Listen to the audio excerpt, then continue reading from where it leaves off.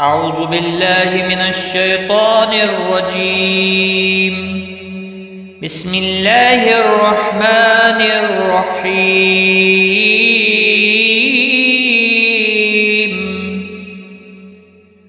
ألهاكم التكاثر حتى زرتم المقابر كلا سوف تعلمون ثم كلا سوف تعلمون كلا لو تعلمون علم اليقين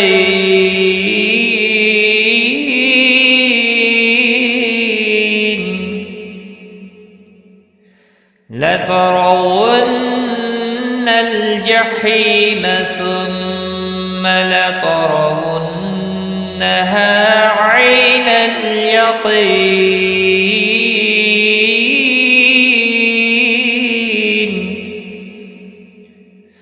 ثم لتسألن يومئذ عن النعيم.